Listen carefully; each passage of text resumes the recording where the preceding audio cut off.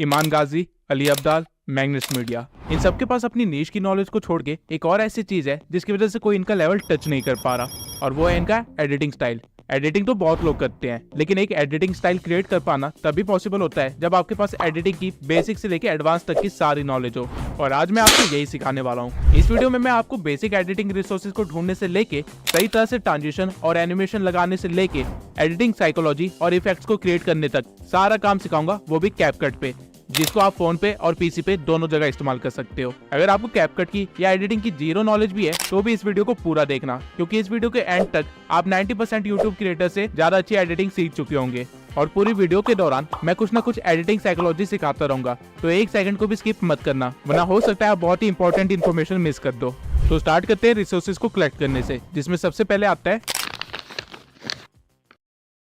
जब भी आप किसी एडिट के लिए फुटेजेस कलेक्ट कर रहे होते हो तो उनको हमेशा दो फोल्डर्स में डिवाइड कर दीजिएगा, ए रोल एंड बी रोल। अगर आप फेस कैम वीडियोस बनाते हैं तो आपकी सारी फेस कैम वाली वीडियोस ए रोल में आ जाएगी, और अगर आप बिना फेस शो किए अपनी वीडियोस बनाते हैं तो फिर जो भी आपका डाटा होता है या कटआउट्स होते हैं या फिर न्यूज आउटलेट्स होते हैं जो कि मैक्सिमम टाइम एजुकेशन और फैक्ट चैनल पे शो किए जाते हैं, वो आप ए रोल के अंदर रख सकते हैं, और वहीं पे सारी स्टॉक फुटेजेस आपकी बी रोल में आएगी। अगर कल को आप एक प्रोफेशनल वीडियो एडिटर बनते हैं तो आपके क्लाइंट्स भी आपको इसी तरह फाइल्स भेजेंगे, और इससे आपके काम करने की एफिशिएंसी बढ़ेगी, क्योंकि अब आपको चीजें ढूंढनी नहीं पड़ेगी, वो एक ऑर्गेनाइज्ड वे में रखी होगी। लेकिन ऑर्गेनाइजेशन तो बात की बात है, सबसे बड़ी प्रॉब्लम तो ये आती है कि स्टॉक फुटेजेस कहाँ से ले, वो भी कॉपीराइट फ्री, और प्रीमियम स्टॉक फुटेजेस से वाटरमार्क कैसे रिमूव करे। तो इसका सॉल्यूशन देखते हैं। अब मैं आपको पेक्सल्स या पिक्साबेस से फुटेजेस लेने को नहीं कहूंगा, क्योंकि आपको भी पता है कि इन साइट्स पे ज्यादा अच्छी फुटेजेस नहीं मिलती है। इसकी बजाय आप mixkit.co से वीडियो फुटेजेस ले सकते हैं, वो भी 100% कॉपीराइट फ्री, और यहाँ पे आपको स्टॉक फुटेजेस के साथ साथ बैकग्राउंड म्यूजिक, साउंड इफेक्ट्स और वीडियो टेम्पलेट्स भी मिल जाएंगे।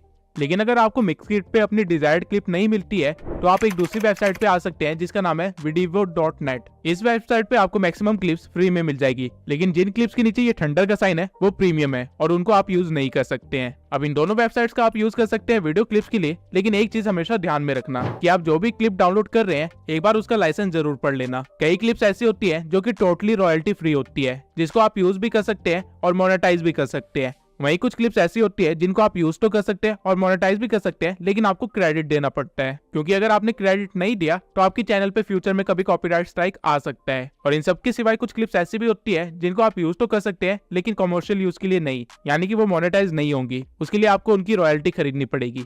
लेकिन अगर आप इन सब झंझट में नहीं फंसना चाहते हैं तो एक वेबसाइट ऐसी भी है जो कि stock videos, background music, sound effects का खजाना है, और इसे काफी सारे बड़े बड़े क्रिएटर्स भी इस्तेमाल करते हैं। इस वेबसाइट का नाम है स्टोरीब्लॉक्स। इस वेबसाइट पे आपको एक से एक अच्छी खासी वीडियो क्लिप्स मिल जाएगी, और साथ में कई सारे साउंड इफेक्ट्स और बैकग्राउंड म्यूजिक मिलेंगे जो कि काफी डिफरेंट और काफी यूनिक भी है। लेकिन ये वेबसाइट फ्री नहीं है, आपको पर मंथ एटलीस्ट 2000 पे करने पड़ेंगे इसकी सर्विस के लिए। अगर आपके पास इतने पैसे हैं तो I will really suggest you to buy a subscription, लेकिन ऑब्वियसली क्योंकि आप लोग मेरे सब्सक्राइबर्स हैं तो मैं आपकी जेब से इतने ज्यादा पैसे तो नहीं जाने दूंगा, इसलिए मैंने काफी जुगाड़ करने के बाद अपने नेटवर्क में से एक ऐसा बंदा ढूंढा है जो कि आपको 1500 रुपए में 3 मंथ के लिए स्टोरी ब्लॉग्स का सब्सक्रिप्शन दिला सकता है। अगर आप अपने बिजनेस के लिए पे कर सकते हैं तो मुझे एक ईमेल करिए विद सब्जेक्ट स्टोरी ब्लॉग्स, और पेमेंट के बाद आपको स्टोरी ब्लॉग्स का सब्सक्रिप्शन मिल जाएगा। And I request you all कि प्लीज मुझे फ्री के लिए कोई भी ईमेल मत करना, क्योंकि ये चीज मेरे हाथ में नहीं है। जिस बंदे ने मुझे ये ऑफर दिया है उसने साफ मेंशन किया था कि वो इससे कम डिस्काउंट नहीं दे सकता है किसी भी हालत में, वरना मैं आप लोगों को डायरेक्टली एक्सेस दे देता स्टोरी ब्लॉग्स का। लेकिन अगर आप पे नहीं कर सकते तो निराश होने वाली कोई भी बात नहीं है, क्योंकि इससे भी बेहतर गिफ्ट है मेरे पास आपके लिए, और वो 100% फ्री है। आई स्टॉक, ये भी एक पेड वेबसाइट है जहाँ पे स्टोरी ब्लॉग से भी बेटर क्लिप्स मिलती है। फॉर एग्जाम्पल अगर मैं यहाँ पे सर्च करूँ सोशल मीडिया तो आप देख सकते हैं यहाँ पे स्टॉक फुटेजेस की क्वालिटी कितनी अच्छी है। अब इनमें से आपको जो भी स्टॉक फुटेज चाहिए आपको उसका बस हेडिंग को कॉपी कर लेना है और फिर आ जाना है कैनवा प्रो पे। यहाँ आने के बाद आपको 16:9 की कैनवस को सिलेक्ट करना है और एलिमेंट्स में जाके आपने जो कॉपी किया था उसे पेस्ट कर देना है, और फिर यहाँ से वीडियोस को सिलेक्ट करके थोड़ा सा स्क्रॉल करने के बाद आपको एग्जैक्टली सेम क्लिप मिल जाएगी, जिसको आप कैनवस के साइज पे फिक्स कर सकते हैं और डाउनलोड कर सकते हैं। और अगर आपको एग्जैक्टली सेम क्लिप ना भी मिले तो भी आपको उससे मिलती जुलती काफी सारी अच्छी क्लिप्स मिल जाएगी, जिसको आप टोटली इस्तेमाल कर सकते हैं। लेकिन अगेन आप लोग सोचे होंगे कि आपके पास तो कैनवा प्रो भी नहीं है, तो let me tell you Canva pro का एक्सेस आपको कहीं से भी मिल जाएगा। इवन यूट्यूब पे सर्च करने पे आपको हजारों ऐसी वीडियोस मिल जाएगी जहाँ से आप कैनवा प्रो को ले सकते हैं। और अगर आप इतनी मेहनत नहीं करना चाहते हैं तो मैं आपको एक वेबसाइट बता देता हूँ जहाँ पे आपको कैनवा प्रो का एक्सेस फ्री में मिल जाएगा, बिंगो टिंगो। इस वेबसाइट पे आने के बाद आपको हल्का सा स्क्रॉल करना है और यहाँ पे आपको एक टेम्पलेट मिलेगा गेट कैनवा। आपको इस पे क्लिक करना है, जहाँ पे आपको 1 मिनट वेट करना पड़ेगा और फिर आपको कैनवा प्रो मिल जाएगा। अब ये चीज मैं आपको डिटेल में करके नहीं दिखा रहा हूँ क्योंकि यूट्यूब पे इसके लाखों ट्यूटोरियल ऑलरेडी पड़े हुए हैं, तो आपको कैनवा प्रो कहीं से भी मिल जाएगा। बस आपको एक चीज का ध्यान रखना है कि जो भी क्लिप आपने कैनवा से डाउनलोड की होगी उसको 10 सेकंड से ज्यादा इस्तेमाल मत करना, और क्लिप के साथ कोई वॉइस ओवर या हल्की सी एडिटिंग होना बहुत जरूरी है। आप ऐसा नहीं कर सकते कि कैनवा से सारे क्लिप्स को डाउनलोड कर ले और एक चैनल बना दे जहाँ पे आप स्टॉक फुटेजेस डालते हो और उसे मोनेटाइज करवा ले। वो चैनल कभी ना कभी स्ट्राइक की वजह से टेक डाउन हो जाएगा। कैनवा आपको क्लिप्स तो देता है, लेकिन यूज करने के लिए उस पर आपको हल्की सी एडिटिंग तो करनी पड़ेगी। अब चाहे वो वॉइस ओवर के थ्रू या फिर उसके ऊपर कोई ओवरले या टेक्स्ट या कुछ भी हो सकता है, लेकिन प्लेन क्लिप बिल्कुल भी मत डालना। अब बी रोल्स के लिए आपको वीडियो क्लिप्स तो मिल जाएगी, लेकिन हमारा काम सिर्फ वीडियो क्लिप से नहीं होने वाला है। हमें चाहिए, तो इसके लिए आपको आ जाना है एक वेबसाइट पे जिसका नाम है freepik.com। यहाँ पे आपको आइकन्स को सिलेक्ट कर लेना है और लाइसेंस में आप देख सकते हैं कि यहाँ सारे आइकन्स फ्री है और PNG फॉर्मेट में है। यहाँ पे आपको लोगोस के साथ साथ काफी यूजफुल आइकन्स मिल जाएंगे जो कि आप अपनी वीडियो में इस्तेमाल कर सकते हैं। और अगर आप एसेट्स में सिर्फ आइकन को सर्च करें और लाइसेंस में आके फ्री पे क्लिक कर दे तो यहाँ पे आपको कई सारे आइकन पैक्स भी मिल जाएंगे, वो भी टोटली फ्री, जिनको लेटर ऑन आप ग्लोइंग इफेक्ट भी दे सकते हैं और कुछ ऐसा बना सकते हैं। इसके सिवाय अगर आप इमोजीज का यूज करते हो अपनी वीडियोस में तो वो बोरिंग से येलो इमोजीज इस्तेमाल करने की बजाय आप गूगल पे सर्च कर सकते हैं एनिमेटेड इमोजीज, और गिटहब की वेबसाइट पे आने के बाद आपको यहाँ पे मनपसंद इमोजी मिल जाएंगी, वो भी एनिमेटेड फॉर्म में, जो कि एज अ GIF डाउनलोड होगी, वो भी टोटली फ्री। और ये सारी आपकी वीडियो को बोरिंग से काफी ज्यादा एक्साइटिंग बना देगी। अब स्टॉक फुटेजेस भी है आपके पास और इमोजीज और आइकन्स भी है आपके पास, लेकिन इस तरह के मोशन बैकग्राउंड्स नहीं है। तो ये आपको मिलेंगे मेरे टेलीग्राम चैनल पे, जहाँ मैंने 120 से भी ज्यादा मोशन ग्राफिक डाल रखे हैं और साथ में काफी सारे साउंड इफेक्ट्स भी दे रखे हैं। और इसी के साथ साथ मैंने अभी अपने टेलीग्राम चैनल पे ये hand PNGs, character body PNGs, overlays, graph backgrounds और काफी सारे रिसोर्सेज ऐड किए हैं। तो जल्दी से जाके चैनल को ज्वाइन कर लीजिए ताकि आप भी मेरी तरह इस तरह प्रोफेशनल वीडियो बना सके। टेलीग्राम चैनल का लिंक मैंने डिस्क्रिप्शन में दे रखा है, और चैनल को ज्वाइन करने के बाद उसे लीव करने की गलती मत करना, क्योंकि मैं टाइम टू टाइम उसमें रिसोर्सेज ऐड करता रहता हूँ और हर बार मैं पिछले रिसोर्सेज के अपग्रेडेड वर्जन भी अपलोड करता हूँ जो कि मार्केट में बिल्कुल नए आए होते हैं। तो ये टेलीग्राम चैनल आपकी काफी मदद करेगा। अब यहाँ तक रिसोर्सेज कलेक्ट करने के सारे काम हो गए हैं और हमें स्टार्ट करनी है अब एडिटिंग। एडिटिंग हर सॉफ्टवेयर और ऐप में की जा सकती है, लेकिन कुछ ऐप्स बहुत सारे फीचर्स प्रोवाइड करते हैं, इसलिए हम कैपकट का इस्तेमाल करेंगे, जो कि लगभग आपको आफ्टर इफेक्ट जैसे एडिटिंग क्रिएट करने में मदद कर देगा। अब मैं अपनी सारी वीडियोस कैपकट PC में एडिट करता हूँ, लेकिन सेम एडिटिंग फोन में भी पॉसिबल है। और ऐसा मैं इसलिए कह रहा हूँ क्योंकि स्टार्टिंग की कुछ वीडियोस मैंने एक्चुअली में फोन में ही एडिट की थी, और इस ट्यूटोरियल में मैं आपको फोन से ही एडिट करके दिखाऊंगा। एंड इससे पहले कि मैं आपको मेरे जैसे इफेक्ट्स क्रिएट करना सिखाऊं, मैं आपको वो सारे फीचर्स बता दूंगा कैपकट के जो कि एक्चुअली में हम वीडियोस में इस्तेमाल करते हैं, जिसकी वजह से हम एक्चुअली में इफेक्ट क्रिएट कर पाते हैं। और वीडियो के एंड में मैं एक्चुअली में आपको 30 सेकंड की एक क्लिप एडिट करके दिखाऊंगा जो कि एक इंट्रो टाइप होगी, जिससे आपको एक अच्छा सा आइडिया मिल जाएगा कि मैं किस तरह एडिटिंग करता हूँ। और उस 30 सेकंड की क्लिप में मैं जितने हो सकता है उतने सारे फीचर्स को इस्तेमाल करके दिखाऊंगा, ताकि आप कैपकट को भी अच्छे से सीख पाए और साथ में इफेक्ट्स को क्रिएट करना भी अच्छे से सीख पाए। तो शुरू करते हैं। जब भी आप कैपकट ओपन करेंगे आपको एक मेन वीडियो इंपोर्ट करनी पड़ेगी, जो कि आएगी आपकी मेन लेयर पे, जिसको आप यहाँ से प्ले कर सकते हैं। याद रखना आपको हमेशा कैपकट का आउटरो डिलीट करना है। उसके बाद अगर आप इस प्लस पे क्लिक करेंगे और किसी और वीडियो या इमेज को इंपोर्ट करेंगे तो वो इसके बिल्कुल बगल में आ जाएगी, जो कि एक सीक्वल टाइप बना देगी। लेकिन अगर आपको वीडियो के ऊपर कुछ ऐड करना है तो आपको यहाँ ओवरले पे जाना पड़ेगा, और यहाँ ऐड ओवरले पे क्लिक करने के बाद आप कुछ भी इंपोर्ट कर सकते हैं। अब जो भी वीडियो आप इंपोर्ट करेंगे वो आपकी मेन लेयर के ऊपर आ जाएगी, जिसके साइज को आप 2 फिंगर से एडजस्ट कर सकते हैं। अब अगर आप लेयर पे जाके देखेंगे तो ये हमारी लेयर 1 होगी, और अगर आपको इसके ऊपर भी कुछ इमेज या वीडियो डालनी है तो आपको अगेन ओवरले पे जाना पड़ेगा और ऑब्जेक्ट को ऐड करना पड़ेगा, और ये हमारी लेयर 2 होगी। अब मैं आपको बताता हूँ कि लेयर्स को कैसे सेट कर सकते हैं, लेकिन उससे पहले आई होप कि आपको समझ आ गया होगा कि लेयर्स वर्क कैसे करती है। सबसे पहले आपका एक मेन ट्रैक होता है जिसके ऊपर लेयर 1 आती है, और उसके ऊपर फिर लेयर 2, 3, 4 एंड सो ऑन आती रहती है। ऊपर वाली लेयर हमेशा नीचे वाली लेयर को ढकने का काम करती है। अब मान लेते हैं जब आप एडिटिंग कर रहे होंगे तो आपने काफी सारी लेयर्स को ऐड कर लिया होगा, जिसे आप ड्रैग करके चेंज नहीं कर सकते हैं। तो आपको बस क्लिप को सिलेक्ट करना है और लेयर में जाके उसको लेयर नंबर चेंज कर देना है। अब भले ही मेरी क्लिप लेयर 1 पे है और इंस्टा वाली क्लिप लेयर 2 पे, लेकिन जैसे मैं इस क्लिप को लेयर 2 करूंगा इंस्टा PNG हाइड हो जाएगा, क्योंकि कैपकट ने ऑटोमेटिकली इंस्टा PNG को लेयर 1 बना दिया। अब अगर मुझे इंस्टा PNG वापस लाना है तो बस मैं उसको सिलेक्ट करूंगा और वापस से लेयर 2 बना दूंगा, और अब मुझे दोनों चीजें विजिबल होगी। तो इससे आप ये तो समझ ही गए होंगे कि डजंट मैटर आपकी क्लिप टाइमलाइन में कहाँ पे है, आपको बस उसकी लेयर नंबर सही रखने हैं। अब चलते हैं ब्लेंडिंग मोड में। अगर मैं अपने पीएनजी को सिलेक्ट करके उसका ब्लेंड मोड ओवरले करूं तो उस पीएनजी की ओपेसिटी कम हो जाएगी, लेकिन वो जहाँ पे भी होगा उसके नीचे वाली क्लिप की सैचुरेशन बढ़ जाएगी। काइंड ऑफ आप कह सकते हैं कि वो पीएनजी अपनी लाइट पीछे की तरफ डालने लग जाएगी बजाय आगे शो करने के। वहीं डार्कन को सिलेक्ट करने पे मेरा पीएनजी डार्क हो जाएगा, यानी कि उसके ब्राइट एरियाज कम हो जाएंगे। और ठीक इसके अपोजिट में लाइटन करने पे मेरे पीएनजी के डार्क एरियाज भी लाइट अप हो जाएंगे। हार्ड को सिलेक्ट करने पे मेरे पीएनजी के कलर्स थोड़े ज्यादा कॉन्ट्रास्टिंग हो जाएंगे और सॉफ्ट को सिलेक्ट करने पे मेरे कलर्स थोड़े से फेड हो जाएंगे। बर्न सिलेक्ट करने पे आपको एक बर्न इफेक्ट मिल जाएगा और अगर आप डॉज को सिलेक्ट करते हैं तो उसका पर्पस होगा कि आपके पीएनजी को शो करना। डजंट मैटर वो किस तरह के बैकग्राउंड में है, वो कलर को चेंज करता रहेगा आपके बैकग्राउंड और पीएनजी के अकॉर्डिंग और ट्राई करेगा कि आपका पीएनजी जितना विजिबल हो सके उतना दिखाई दे। अब अगर आप कभी गलत ब्लेंड मोड यूज करेंगे तो आपके साथ कुछ ऐसा होगा। इसलिए ब्लेंड मोड और लेयर्स की नॉलेज होना बहुत ही जरूरी है। लेकिन ब्लेंड मोड को आप किस तरह इस्तेमाल कर सकते हैं? आपने एक बहुत ही कॉमन क्लिप देखी होगी जहाँ एक कंफ्यूजिंग बैकग्राउंड के साथ बहुत सारे क्वेश्चन मार्क्स आगे की तरफ आ रहे होते हैं।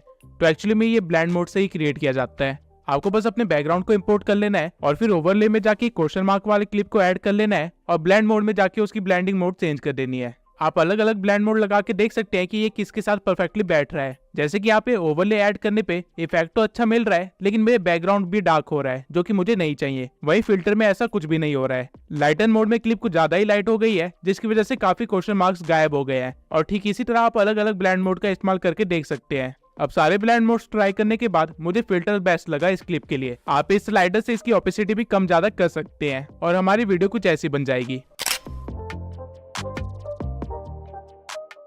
अब क्योंकि इस क्लिप की स्पीड थोड़ी सी कम है तो मैं इसे फास्ट कर दूंगा। अब अगर मैं आपको सेम चीज किसी और क्लिप के साथ करके दिखाऊंगा तो आपको काफी ज्यादा डिफरेंस दिखेगा। फॉर एग्जाम्पल, इस क्लिप का बैकग्राउंड ब्लैक है और क्वेश्चन मार्क्स थोड़े व्हाइट में है, तो जब मैं इस पर डार्कन ब्लेंड मोड इस्तेमाल करूंगा मेरी मेन क्लिप अब क्वेश्चन मार्क्स के अंदर दिखाई दे रही है और इससे आप काफी अमेजिंग इफेक्ट क्रिएट कर सकते हैं अगर आपके पास सही क्लिप्स हुई तो। मैं आपको प्रेफर करूंगा कि हर क्लिप के साथ सारे ब्लेंड मोड्स एक बार ट्राई जरूर कीजिए, क्योंकि कई बार अनएक्सपेक्टेडली आप कुछ यूनिक भी क्रिएट कर लेते हैं। अब इस क्लिप पे मुझे लाइटन और डॉज पे काफी अच्छे विजुअल्स मिल रहे हैं, तो इनमें से मैं किसी एक को चूज कर लूंगा और हमारी क्लिप कुछ ऐसी बन जाएगी।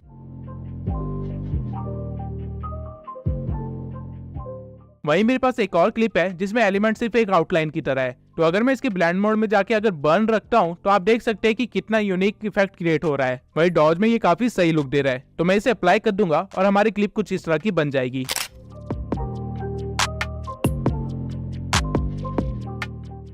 तो बिल्कुल ठीक इसी तरह आप लेयर्स और ब्लेंड मोड का इस्तेमाल करके काफी सारे अलग अलग चीजें क्रिएट कर सकते हैं। और अगर आपको ये चीज सही से यूज करनी आ गई तो आप काफी सारे सिनेमैटिक इफेक्ट्स भी क्रिएट कर सकते हैं, वो भी सिर्फ ब्लेंड मोड से। अब आते हैं,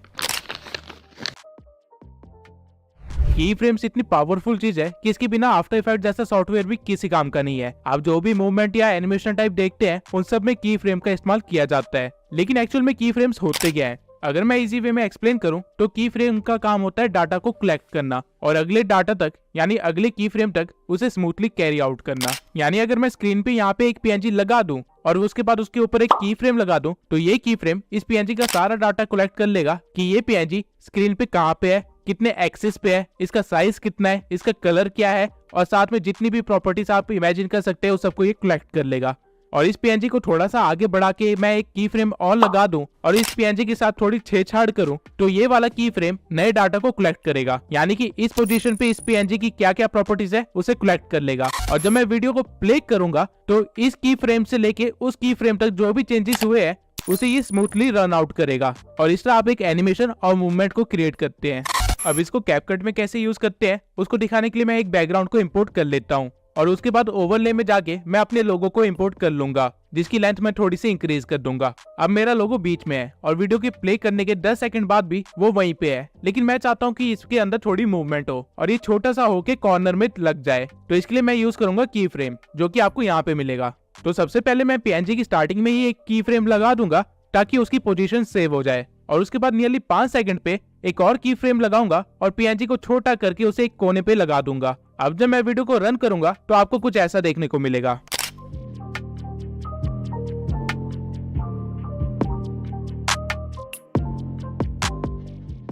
अब आपने नोटिस किया कि 5 सेकंड के बाद मेरा पीएनजी वहीं पे रुका रह गया, क्योंकि उसके लिए अब वो की फ्रेम ही ओरिजिनल वैल्यू थी।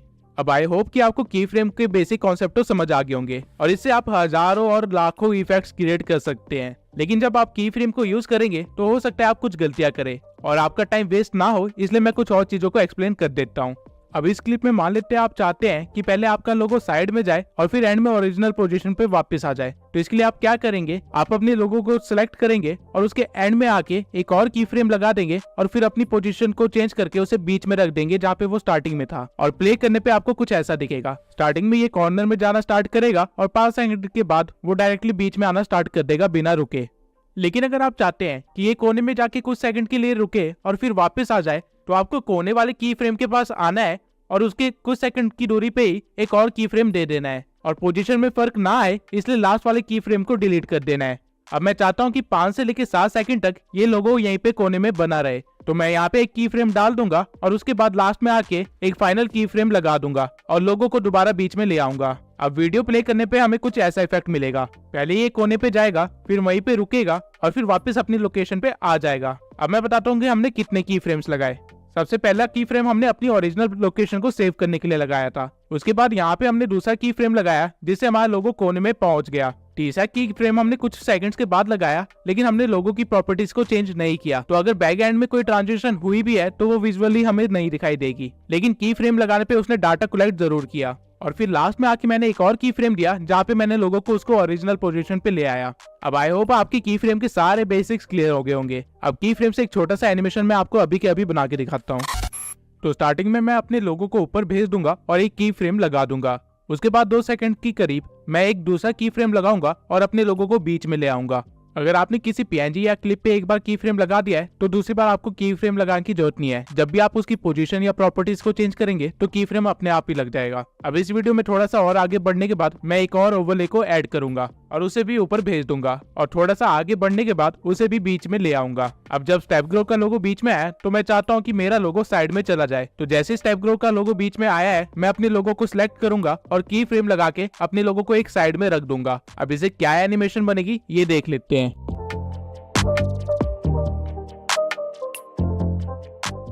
अब मैं स्टेप ग्रो के लोगो को स्ट्रेच कर लूंगा। अब वीडियो प्ले करने के बाद मैं फील कर रहा हूँ कि ट्रांजिशन थोड़ी लेट है, तो मैं की फ्रेम को डिलीट करके उसे पिछले की फ्रेम के थोड़े से पास रख दूंगा और फिर से सही पोजीशन पे सेट कर दूंगा। एक बात आपको हमेशा याद रखनी है कि की फ्रेम जितने पास होंगे ट्रांजिशन उतनी जल्दी होगी और की फ्रेम जितने दूर होंगे ट्रांजिशन उतनी धीरे होगी। अब ये कुछ इस तरह का बन जाएगा। अब जो मैंने अपने लोगों के साथ किया है वही मैं स्टेप ग्रो के लोगों के साथ भी करूंगा और एक डीकोडिंग वाईटी का लोगो ऐड कर लूंगा सेम एनिमेशन के साथ। तो इसे मैं थोड़ा सा फास्ट फॉरवर्ड कर देता हूँ। अब आपकी फाइनल ट्रांजिशन कुछ ऐसी दिखेगी।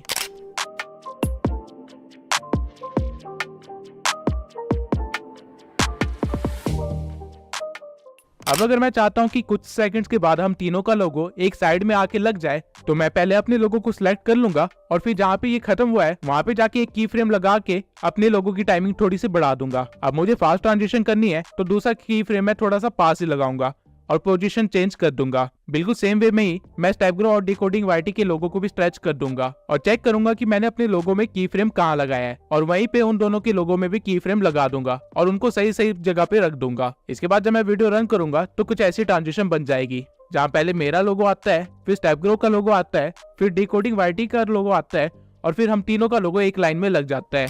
अब ठीक इसी तरह आप की फ्रेम का सही तरीके से इस्तेमाल करके इवन 3D इफेक्ट्स भी बना सकते हैं, जैसा कि आपने मेरी वीडियोस में देखा होगा। और ये एग्जैक्टली करते कैसे हैं ये वीडियो के लास्ट में मैं आपको करके दिखाने वाला हूँ। लेकिन उससे पहले अगर आपको अपनी की फ्रेम्स के बीच की ट्रांजिशन को थोड़ा और स्मूथ करना है तो आपको अपनी की फ्रेम को सिलेक्ट करना है और यहाँ पे ग्राफ वाले ऑप्शन पे आ जाना है और यहाँ पे आपको काफी सारे ग्राफ्स मिल जाएंगे जो कि एक्चुअल में मूवमेंट्स की स्पीड को शो कर रहे हैं। तो आपको इन एनिमेशन के लिए इजी इन 3 को चूज कर लेना है और आउट एनिमेशन के लिए इजी आउट 3 को, और फाइनल एनिमेशन कुछ ऐसा हो जाएगा।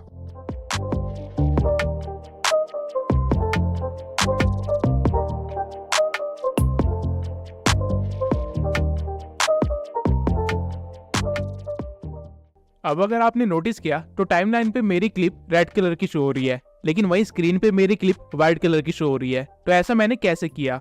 ये मैंने किया है एडजस्टमेंट से। एडजस्टमेंट समझाने के लिए मैं पहले एक क्लिप को ऐड कर लूंगा और उसके बाद आ जाऊंगा एडजस्टमेंट में। यहाँ पे सबसे पहले आपको मिलता है ब्राइटनेस, जो कि आपकी क्लिप की ब्राइटनेस को बढ़ा देता है, और फिर है यहाँ पे कॉन्ट्रास्ट, जो कि कलर्स के कॉन्ट्रास्ट को इंक्रीज कर देता है ताकि सारे कलर्स विजिबल हो। उसके बाद है सैचुरेशन, जो कि कलर्स की वैल्यू को इंक्रीज कर देता है जिससे सारे कलर्स थोड़े ज्यादा ब्राइट और विजिबल होने लगते हैं। इसको कम करने पे आपकी क्लिप ब्लैक एंड व्हाइट भी हो सकती है। फिर आता है एक्सपोजर। ये भी ब्राइटनेस बढ़ाने का काम करता है, लेकिन एक बैलेंस्ड वे में, जैसे कि सनलाइट ही पड़ रही हो।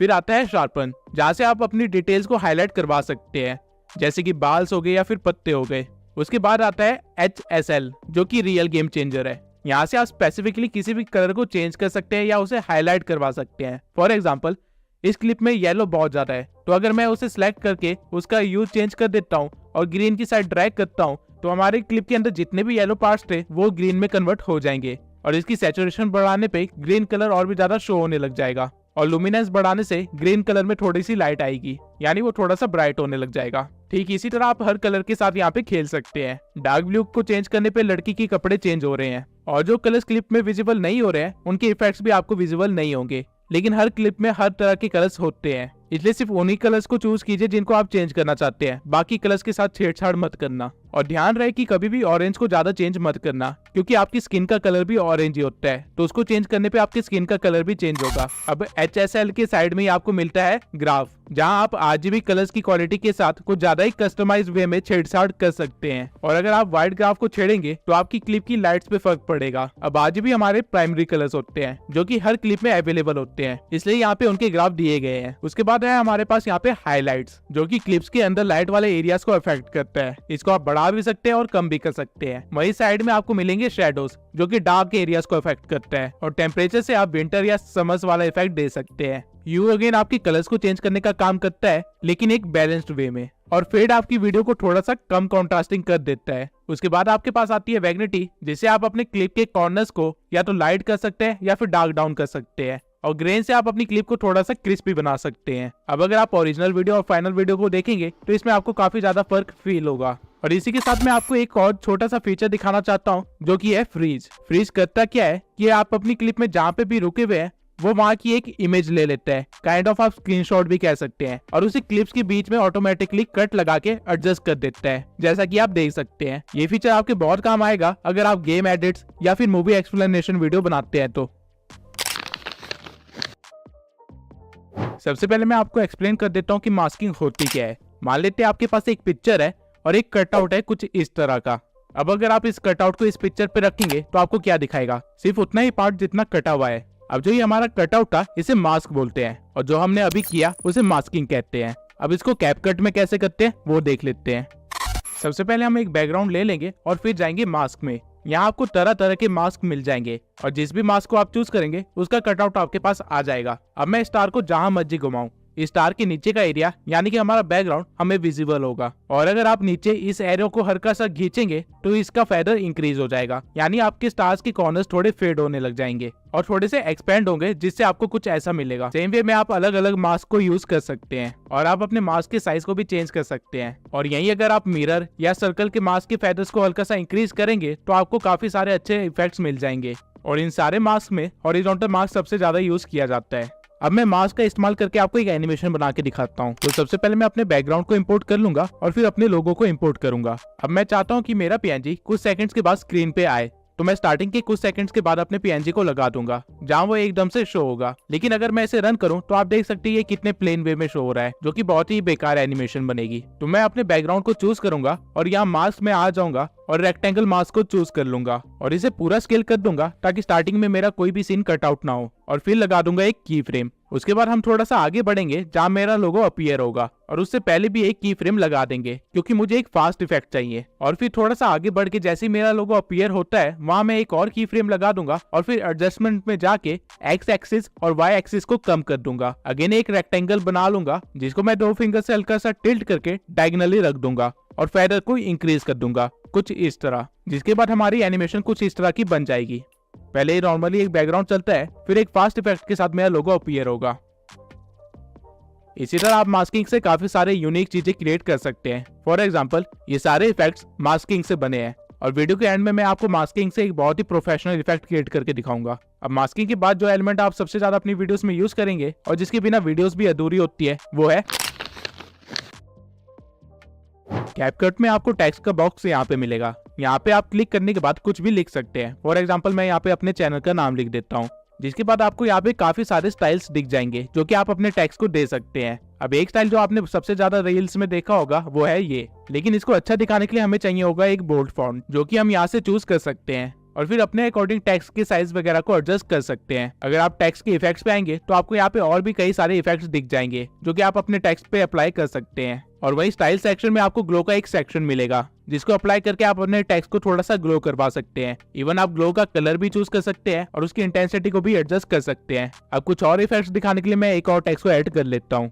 अब अगर मैं इसका ग्लो हटा के स्ट्रोक लगा दूं तो ये कुछ ऐसा दिखेगा। स्ट्रोक बेसिकली आउटलाइनिंग होती है जिसको आप यहाँ से मोटा पतला भी कर सकते हैं। और वहीं कैनवस में आप टेक्स्ट को बैकग्राउंड भी दे सकते हैं। शैडो में आपके टेक्स्ट को आपके मन चाहे कलर का एक शैडो मिल जाएगा जिसकी आप ओपेसिटी, ब्लर, डिस्टेंस और एंगल को भी छेड़छाड़ कर सकते हैं। और उसी के साइड में आपको मिलेंगी स्पेसिंग जिसमें आप अपने टेक्स्ट की अलाइनमेंट को, टेक्स्ट के बीच की स्पेस को और लाइंस के बीच की स्पेस को एडजस्ट कर सकते हैं। और स्पेसिंग के साइड में आपको मिलेगा बोल्ड, इटैलिक और अंडरलाइन का फीचर। अब मैं एक बार इफेक्ट्स में जाके इस टेक्स्ट को एक इफेक्ट दे दूंगा और फिर जाऊंगा एनिमेशन में। यहाँ पे आपको अपने टेक्स्ट के लिए काफी सारी एनिमेशन मिल जाएगी। इन एनिमेशन को बेसिकली 3 कैटेगरी में डिवाइड किया गया है, इन, आउट और लूप। इन एनिमेशन से आप अपने टेक्स्ट को किस तरह लाना चाहते हैं उसको कंट्रोल कर सकते हैं।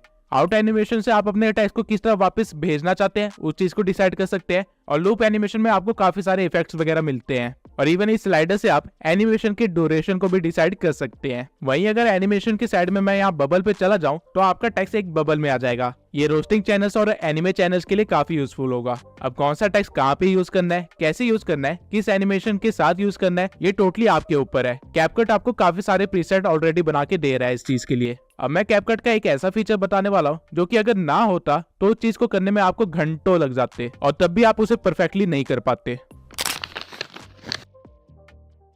अब ये इफेक्ट शो करने के लिए मैं पहले एक प्लेन बैकग्राउंड को इंपोर्ट कर लूंगा और उसके बाद साइज इंक्रीज कर दूंगा। इसके बाद ओवरले से मैं अपनी क्लिप को ऐड करूंगा और इसे प्ले करके दिखाऊंगा। आप इस वीडियो में देख सकते हैं कि बच्चों की मूवमेंट है, तो मैं जाऊंगा कटआउट के ऑप्शन पे और रिमूव बैकग्राउंड पे क्लिक कर दूंगा, जिसके बाद ये वीडियो के बैकग्राउंड को रिमूव करना स्टार्ट कर देगा। और ये सिर्फ कुछ सेकंड्स ही लेगा इस काम को करने के लिए, जिसके बाद आपके पास कुछ ऐसा बचेगा।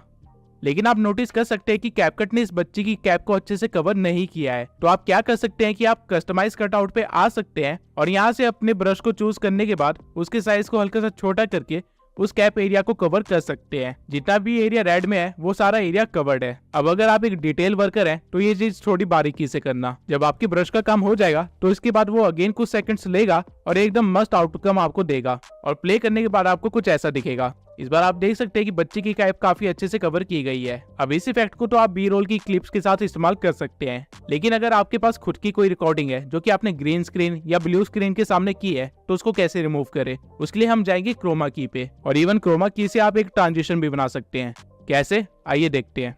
सबसे पहले आपको एक क्लिप को लेयर 1 पे रख देना है और उसके बाद अपनी ग्रीन स्क्रीन वाली क्लिप को लेयर 2 पे रखना है और उसको स्क्रीन के साइज के अकॉर्डिंग फिट कर देना है। फिर आपको आना है कटआउट पे और यहाँ से क्रोमा की को चूज करना है और फिर ग्रीन कलर को पिकअप करके आपको इंटेंसिटी को इंक्रीज करना है, जिससे ग्रीन कलर रिमूव होना स्टार्ट हो जाएगा। और शेडो से आप अपने ग्रीन स्क्रीन के पास वाले एलिमेंट्स को बचा सकते हैं। अब आप देख सकते हैं कि जो क्लिप हमने लेयर 1 पे रखी थी वो हमें शो हो रही है टीवी के पीछे।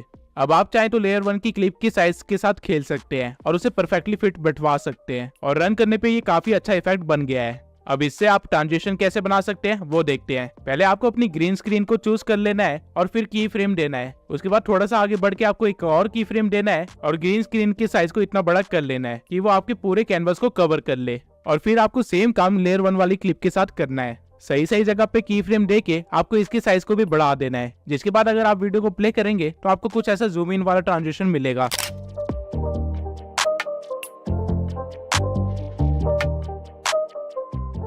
अब इस ट्रांजिशन में अपर स्पेस दिख रही है, तो हम बीच में आएंगे और लेयर 1 को सेट करेंगे और ऐसे ही थोड़े थोड़े सेकंड्स में इसे सेट कर देंगे, जिसके बाद फाइनली कुछ ऐसा बन जाएगा।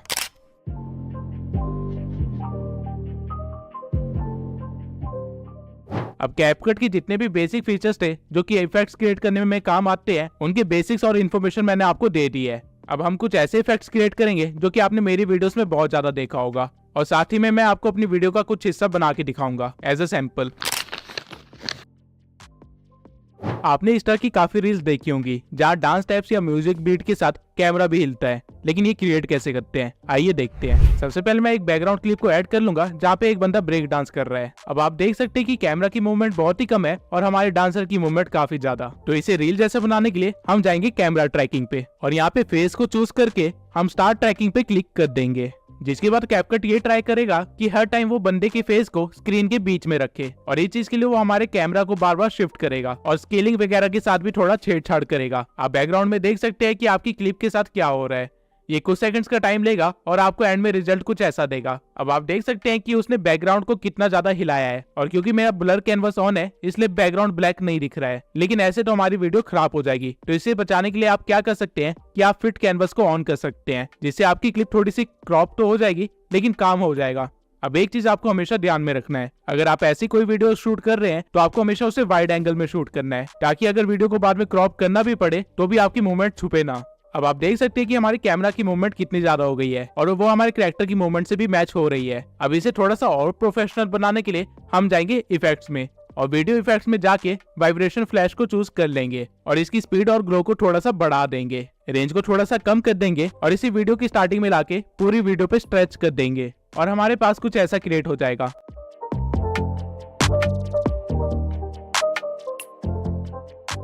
अब ऑल्दो ये काफी अच्छा इफेक्ट बन गया है, लेकिन इसे थोड़ा सा और स्पाइस अप करने के लिए हम एक और इफेक्ट को ऐड कर सकते हैं जिसका नाम है एस्ट्रल। अब मैं इसको भी पूरी वीडियो में स्ट्रेच कर लूंगा और हम कुछ ऐसा बना लेंगे।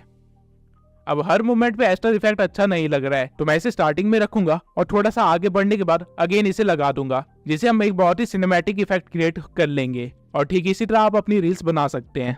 अब कैपकट इफेक्ट्स, एनिमेशन और ट्रांजिशन से भरा हुआ है और इसी वजह से ये ऐप इतना फेमस भी है। और अगर आप इन चीजों को सही तरीके से इस्तेमाल करते हैं तो आप आफ्टर इफेक्ट जैसी एडिटिंग सिर्फ कैपकट से कर सकते हैं, लेकिन एक ही वीडियो में ये सारी चीजें बताना इम्पॉसिबल है। इसलिए मैं चाहता हूँ कि आप लोग अभी जाके मुझे इंस्टा पे फॉलो कर ले, क्योंकि मैं बहुत ही जल्दी इंस्टा पे एडिटिंग ट्यूटोरियल्स देने वाला हूँ जहाँ मैं आपको सारे फेमस इफेक्ट्स क्रिएट करना सिखाऊंगा और साथ ही काफी सारे हिडन इफेक्ट्स के बारे में भी बताऊंगा, जिससे आप अपनी वीडियोस को काफी ज्यादा सिनेमैटिक बना सकते हैं। इस वीडियो के अपलोड होने के 5 से 6 दिन बाद मैं इंस्टा पे एक्टिव हो जाऊंगा। अब रील्स तो आप लोग बना लेंगे, लेकिन मेरे जैसे इस इफेक्ट को कैसे क्रिएट करेंगे, चलिए एक बार इसे भी देख लेते हैं।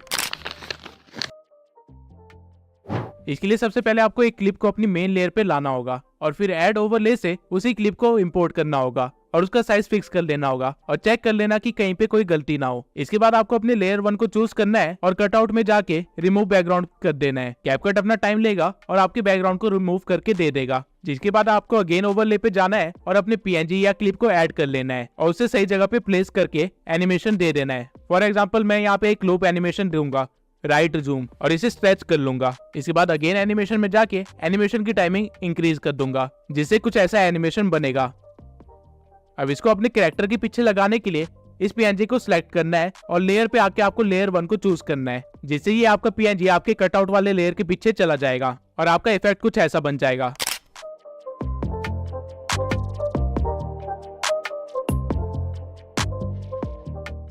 अब ऑल्दो ये काफी अच्छा इफेक्ट बन गया है, लेकिन इसमें थोड़ा सा और वीडियो इफेक्ट देके इसे हम और इंटरेस्टिंग बना सकते हैं। आपको इफेक्ट्स में आके एज ग्लो को चूज कर लेना है और ऑब्जेक्ट में जाके अपने पीएनजी वाले ओवरले पे डाल देना है और इसे स्ट्रेच कर देना है। अब अगर हमारा पीएनजी ग्लो कर रहा है तो हमारा बैकग्राउंड थोड़ा सा डार्क होना चाहिए, तभी एक अच्छा कॉन्ट्रास्ट बन पाएगा। तो इसके लिए हम दोबारा जाएंगे वीडियो इफेक्ट्स पे और यहाँ से स्मार्ट शार्प को चूज कर लेंगे और इसे भी स्ट्रेच कर लेंगे, जिसके बाद हमारी फाइनल क्लिप कुछ ऐसी बनेगी।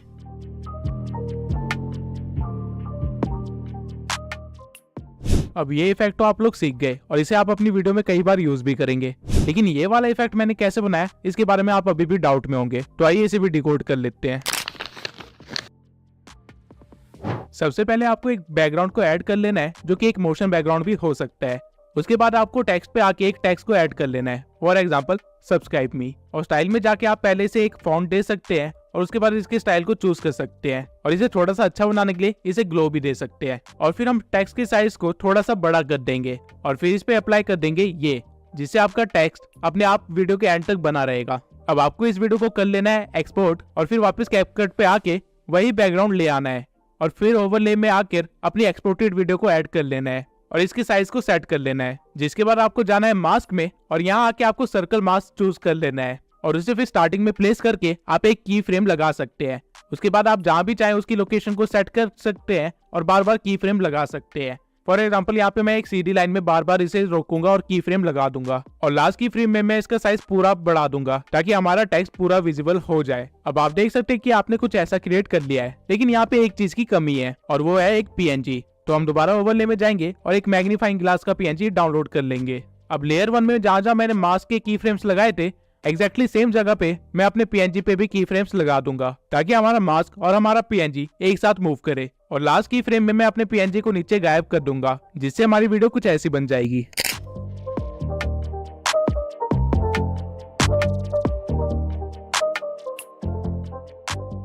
अब इन सारी की फ्रेम्स की ट्रांजिशन को स्मूथ करने के लिए मैं इनके ग्राफ में जाऊंगा और इजी आउट 3 अप्लाई कर दूंगा। ये आप अपने दोनों लेयर्स के साथ कर सकते हैं और एंड में ये एक काफी स्मूथ ट्रांजिशन बन जाएगा।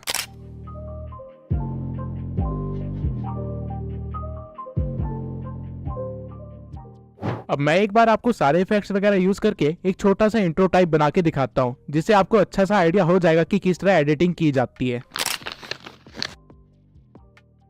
तो सबसे पहले आपको एक बैकग्राउंड को ऐड कर लेना है और उसके रेशियो को 16:9 कर देना है ताकि YouTube पे सही फॉर्मेट में अपलोड कर सके। उसके बाद आपको बैकग्राउंड को थोड़ा सा स्ट्रेच करना है और उसको स्क्रीन पे सही जगह सेट कर देना है। इसके बाद में एडजस्ट में जाके हल्का सा कॉन्ट्रास्ट इंक्रीज कर देना है, ब्राइटनेस कम कर देनी है और एक्सपोजर को पूरा कम कर देना है, और शार्पनेस को थोड़ा सा बढ़ा सकते हैं और ग्राफ में हल्की सी डार्कनेस को बढ़ा सकते हैं। इसके बाद हम ऐड करेंगे ओवरले ईमान गाजी का, और इस ओवरले की ड्यूरेशन को थोड़ा सा बढ़ा देंगे। फिर करेंगे हम इसकी एनिमेशन की फ्रेम से।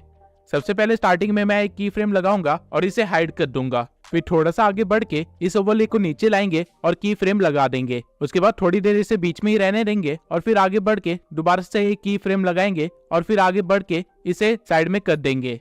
अब ओवरले की जरूरत मुझे पूरे 30 सेकंड पड़ेगी, तो मैं इसे स्ट्रेच करके बढ़ा दूंगा। अब जहां हमने पिछले की फ्रेम दिए थे वहीं से हमें ग्राफ में जाना है और इजी आउट 3 को चूज कर लेना है, तो आपकी एनिमेशन कुछ इस तरह की बन जाएगी। अब इसको साइड में मैंने क्यों भेजा वो अभी देखते हैं। जिस की फ्रेम पे ये साइड में जाना स्टार्ट करता है वहां मैं एक और ओवरले ऐड कर लूंगा अली अब्दाल का। इसे भी थोड़ा सा स्ट्रेच कर लेंगे और बिल्कुल सेम एनिमेशन देंगे ईमान गाजी वाला, और फिर हमारी एनिमेशन कुछ इस तरह की बन जाएगी।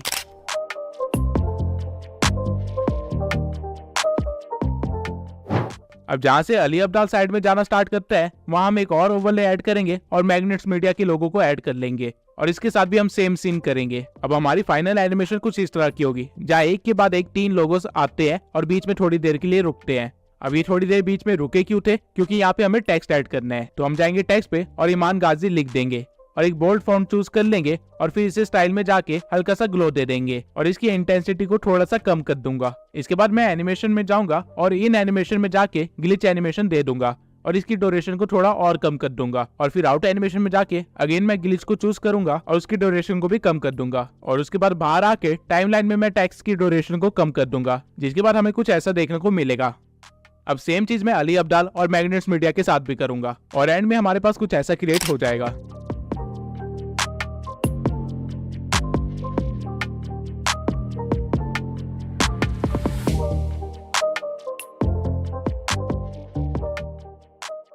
अब टेक्स्ट के बाद जब हमारा लोगो पीछे को जा रहा है, यहाँ पे मैं एक इफेक्ट दूंगा ब्लर का, और एडजस्टमेंट से ब्लर को थोड़ा इंक्रीज कर दूंगा। फिर इफेक्ट को सिलेक्ट करके जाऊंगा ऑब्जेक्ट में और यहाँ ओवरले पे अप्लाई कर दूंगा, जिससे ऐसा लगेगा कि हमारा ओवरले पीछे जा रहा है। सेम काम मैं अली अब्दाल के ओवरले के साथ भी करूंगा और इन इफेक्ट्स को अलग अलग ट्रैक पे रख के पूरा स्ट्रेच कर दूंगा ताकि ये वीडियो के एंड तक ऐसे ब्लर ही रहे, जिसके बाद ट्रांजिशन कुछ ऐसी बनेगी।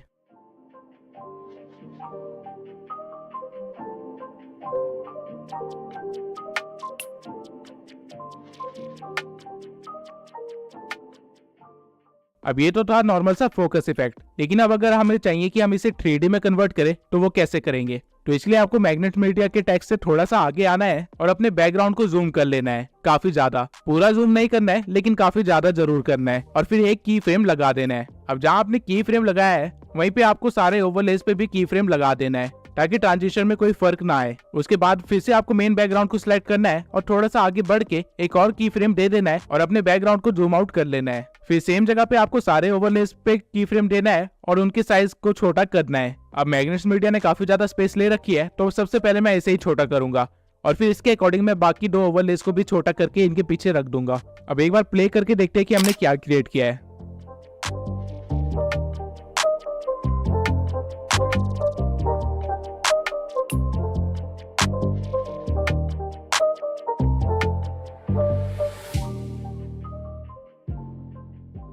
अब जहाँ से आपका जूम आउट स्टार्ट होता है वहाँ पे आपको एक और ओवरले को ऐड करना है और उसे इस तरह प्लेस कर देना है, जिसके बाद आपको इस पे की फ्रेम लगाना है और इसे जितना हो सके उतना जूम कर लेना है। फिर थोड़ा सा आगे बढ़ के इससे पहले कि हमारा 3D इफेक्ट रुके हमें एक और की फ्रेम लगाना है और अपने PNG को नॉर्मल साइज में ले आना है, जिससे आपका कुछ ऐसा बन जाएगा। अब इस क्राउड PNG को भी मैं एंड तक स्ट्रेच कर लूंगा। अब ये बन तो काफी सही गया है, लेकिन क्राउड की PNG ने मेरे लोगोस को हाइड कर लिया है, तो मैं वापस जाऊंगा अपने ओवरलेस में और लोगों की साइज को और छोटा करके उनको थोड़ा सा ऊपर कर दूंगा, जिससे वो अच्छे से शो हो।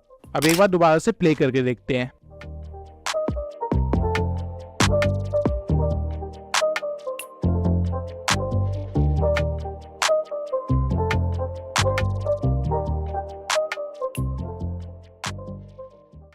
अब इफेक्ट तो काफी अच्छा बन गया है, लेकिन इनकी ट्रांजिशन को स्मूथ करने के लिए मैं हर जगह इजी आउट 3 लगा दूंगा। अब मुझे हल्का सा फील हुआ कि की फ्रेम मेरा थोड़ा जल्दी खत्म हो गया है, तो उसे डिलीट करके हम थोड़ा सा आगे बढ़ेंगे और की फ्रेम लगा देंगे और साइज सेट कर देंगे। अब जब हमारा 3D इफेक्ट बन गया है तो हम इसमें कुछ और एलिमेंट्स को भी ऐड करेंगे, जैसे कि टेक्स्ट, और टेक्स्ट को सही स्टाइल और ग्लो देने के बाद उसे सही जगह पे रख देंगे और टेक्स्ट की ड्यूरेशन भी वीडियो के एंड तक बना देंगे। इसके बाद हम अपने टेक्स्ट पे लगाएंगे एक एनिमेशन फ्लिकर का और इसकी स्पीड को थोड़ा सा बढ़ा देंगे। अब टेक्स्ट के अपीयर होने के कुछ सेकंड्स के बाद मैं एक स्प्लिट लगाऊंगा और राइट हैंड साइड वाले टेक्स्ट को चूज करके उसके ग्लो में जाके उसकी इंटेंसिटी और ग्लो दोनों इंक्रीज कर दूंगा और इसमें से एनिमेशन हटा दूंगा, तो इससे कुछ ऐसा इफेक्ट बनेगा।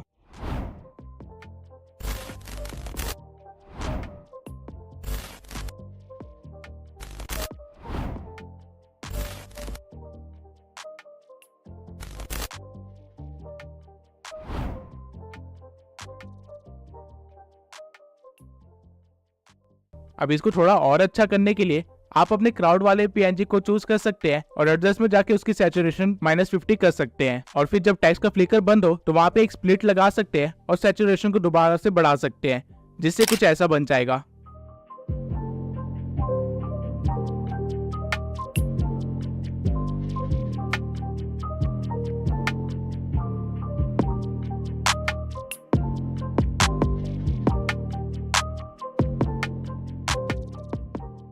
अब हमें सिर्फ इतना ही पार्ट चाहिए था, तो हम आगे के सारे हिस्से को डिलीट कर लेंगे और फिर सीक्वल को एक स्मूथ ट्रांजिशन के साथ स्टार्ट करने के लिए मैं लास्ट सीन का एक एसएस ले लूंगा और अपने टाइमलाइन में आके उसे ऐड कर दूंगा और क्रॉप में जाके उसे भी 16:9 में कन्वर्ट कर दूंगा। इसके बाद मैं एक ओवरले लगाऊंगा जहाँ पे नीचे मैं ग्रीन स्क्रीन को लगा दूंगा, जिसमें से मैं ग्रीन स्क्रीन को रिमूव कर दूंगा क्रोमा की पे जाके और अपने स्क्रीनशॉट को सही जगह पे एडजस्ट कर दूंगा। अब इन दोनों सीक्वल के बीच में आने वाले व्हाइट बॉक्स पे अगर आप क्लिक करेंगे तो यहाँ पे आपको काफी सारे ट्रांजिशंस मिल जाएंगे। आप इनमें से कोई भी ट्रांजिशन यूज कर सकते हैं, लेकिन इस टाइम पे इस सिचुएशन के अकॉर्डिंग पुल आउट वाला ट्रांजिशन सबसे बेस्ट इफेक्ट दे रहा है, तो मैं इसे चूज कर लूंगा और इसकी ड्यूरेशन को थोड़ा सा कम कर लूंगा और ऐसे आप अपनी वीडियो को कंटिन्यू कर सकते हैं। अब मैं एक बार दोबारा से वीडियो की स्टार्टिंग में आऊंगा और इफेक्ट्स में जाके स्पार्क में फायर प्लेस वाला इफेक्ट दे दूंगा और थोड़ी एडजस्टमेंट के बाद इसे पूरी वीडियो में स्ट्रेच कर दूंगा और ऑब्जेक्ट्स में जाके ऑल वीडियो को सिलेक्ट कर लूंगा और एंड में हम कुछ ऐसा क्रिएट कर लेंगे।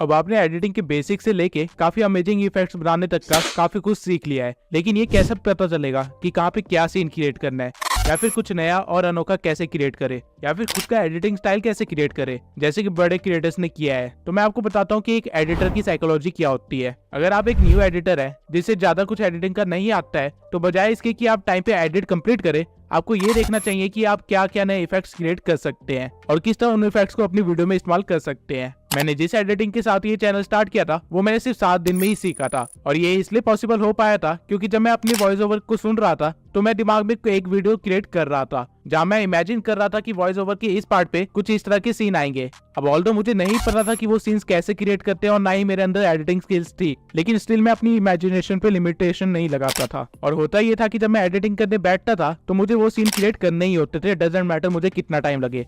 कई बार मैंने 2 सेकंड के सीन के लिए 2-2 घंटे भी निकाले हैं। जब मैं एडिटिंग करने बैठता था तो मैं उन सीन्स को कैसे क्रिएट कर सकते हैं और जिस सॉफ्टवेयर पे मैं एडिट कर रहा हूँ उस पे कैसे क्रिएट कर सकते हैं, इसके कई सारे ट्यूटोरियल्स देखता था, जिसकी वजह से मैं वो इफेक्ट्स क्रिएट कर पाता था। और इसी तरह मैंने 7 दिन के अंदर इतनी अच्छी एडिटिंग सीख ली थी। और इवन 7 दिन के बाद जब मैंने अपनी पहली वीडियो अपलोड करी और उसके बाद जब मैंने 3 वीडियो एडिट कर ली थी और मेरी एडिटिंग स्टाइल में जितना फर्क आया है वो आप खुद जाके देख सकते हैं। सेम चीज मैं आज तक फॉलो करता हूँ और इसलिए मेरी एडिटिंग इतनी इंप्रूव होती जा रही है टाइम के साथ। और अगर आप भी एक अच्छे एडिटर बनना चाहते हैं तो मैं आपको प्रेफर करूंगा कि आप इसी चीज को फॉलो करें। आपका मेन फोकस हमेशा इफेक्ट क्रिएट करने में होना चाहिए, टाइम डजंट मैटर, क्योंकि एक बार आपने इफेक्ट क्रिएट कर लिया तो उसको आप कई बार अलग अलग वे में इस्तेमाल कर सकते हैं। ये सारी चीजें टोटली आपकी इमेजिनेशन पे है। लेकिन अब आप कहेंगे कि हम तो इमेजिन भी नहीं कर पाते किस टाइम पे क्या सीन लाए, तो इसके लिए मैं आपको एक ही चीज सजेस्ट करूंगा कि आप थोड़ा और कंटेंट कंज्यूम करना स्टार्ट करें। आप अपनी निश में काफी सारे चैनल्स को देखें और साथ में अलग निश के चैनल्स को भी देखें कि वो किस तरह एडिट करते हैं। जब आप अच्छा खासा कंटेंट कंज्यूम करेंगे तो आपका दिमाग अपने आप काम करना स्टार्ट कर देगा कि इस टाइम पे मेरे को कुछ ऐसा सीन चाहिए होगा और फिर आपको बस उसको क्रिएट करना होगा। और अगर आप कोई चीज इमेजिन कर सकते हैं तो उसे क्रिएट भी कर सकते हैं। अपनी इमेजिनेशन पे गलती से भी लिमिटेशन मत लगाना ये सोच के कि मुझे नहीं आता क्रिएट करना या फिर मेरे पास तो ये सॉफ्टवेयर ही नहीं है। आपको बस इतना देखना है कि आप वो चीज सोच सकते हैं या नहीं, क्रिएशन हो जाएगी। अब खुद का एडिटिंग स्टाइल कैसे क्रिएट करें, तो सबसे पहले तो ये पता होना चाहिए कि एक एडिटिंग स्टाइल होता क्या है। एडिटिंग स्टाइल बेसिकली इफेक्ट्स के एक थीम को फॉलो करना होता है। फॉर एग्जांपल अली अब्दाल अपने एडिटिंग स्टाइल में पेपर फोल्ड का इस्तेमाल करता है। उसके सारे टेक्स्ट या पीएनजी पेपर फोल्डिंग या अनफोल्डिंग इफेक्ट के साथ आते हैं। वहीं ईमान गाजी ने रिसेंटली अपना एडिटिंग स्टाइल चेंज किया है और उसने 2D मोशन ग्राफिक्स का इस्तेमाल करना स्टार्ट कर दिया है, जहां वो ए रोल एंड बी रोल का इस्तेमाल करता है और बी रोल में वो 2D मोशन ग्राफिक्स दिखाता है। और वहीं मैग्नस मीडिया का एडिटिंग स्टाइल है 3D कैमरा ट्रैकिंग, जहां वो स्मूथ ट्रांजिशन करता है अपने कैमरा ट्रैकिंग से और उसकी पूरी वीडियो इसी तरह चलती रहती है। सेम वे में आप भी अपना एक एडिटिंग स्टाइल क्रिएट कर सकते हैं। अपना खुद का एडिटिंग स्टाइल क्रिएट करने के लिए आपको बस ये देखना है कि आप किन चीजों का सबसे ज्यादा इस्तेमाल करते हैं अपनी वीडियोस में। हर वीडियो में एटलीस्ट ये चीजें तो इस्तेमाल होती है, A roll, B roll, text, transition, background and PNGs. तो अगर आप इन चीजों के लिए कोई इफेक्ट क्रिएट कर सकते हैं या फिर खुद एक्सपेरिमेंट करके या फिर 3-4 लोगों क्रिएटर्स को देख के उनका कुछ मिक्स करके बना सकते हैं, तो आप खुद का एडिटिंग स्टाइल भी बना सकते हैं। अब ये एक काफी लंबा प्रोसीजर है और मुझे भी 15 से ज्यादा वीडियोस लगी अपनी एडिटिंग स्टाइल को चेंज करने में, और अभी भी मैं अपने एडिटिंग स्टाइल को क्रिएट करने में लगा हुआ हूँ। तो इसमें आपको जल्दबाजी करने की कोई जरूरत नहीं है, क्योंकि एडिटिंग एक लर्निंग प्रोसेस है। आप कभी भी एडिटिंग को ये नहीं कह सकते कि मैंने पूरी एडिटिंग सीख ली है, क्योंकि जब भी आपको लगेगा आपको सब कुछ आता है, आपको और कई सारे इफेक्ट्स, ट्रांजिशन और सॉफ्टवेयर वगैरह मिल जाएंगे जो कि आपको इस्तेमाल करने नहीं आते होंगे। अब आई होप ये वीडियो देखने के बाद आप एक नूब एडिटर से प्रो एडिटर तो बन ही गए होंगे। और मैंने ट्राई किया है कि मैं जितना ज्यादा हो सके उतनी सारी चीजें कवर कर सकूं, लेकिन एक वीडियो में हर चीज कवर नहीं की जा सकती है। और अगर आपको लग रहा है मैंने अपने एडिटिंग स्टाइल को ज्यादा डिकोड नहीं किया है, तो आप थ्राइव ट्यूबर के चैनल को देख सकते हैं। उन्होंने मेरे एडिटिंग स्टाइल पे काफी सारी वीडियोस बनाई है और वो काफी यूजफुल भी है। तो अब आ जाते हैं वीडियो के सबसे अवेटेड पार्ट के लिए, जो की है गिव अवे। तो पिछले गिव अवे का विनर जिसने हमारे से एक बोया माइक जीता है वो है सिंपल ग्रो 1। तो मैं सिंपल ग्रो 1 से रिक्वेस्ट करूंगा कि वो मुझे इंस्टा पे अपना एड्रेस भेज दे ताकि मैं उनको माइक डिलीवर कर सकूं। और इस वीडियो के गिव अवे में मैं आपको देने वाला हूं ब्लूटूथ ईयरबड्स। गिव अवे में पार्टिसिपेट करने के लिए आपको बस चैनल को सब्सक्राइब करना है और एक अच्छा सा कमेंट लिख के छोड़ देना है। विनर अगली वीडियो में अनाउंस होगा। आई होप ये वीडियो आपके लिए काफी यूजफुल रही होगी, और अगर एक्चुअल में ये आपके लिए यूजफुल थी तो मैं आपके रिव्यूज जरूर जानना चाहूंगा। मिलते हैं अगली वीडियो में।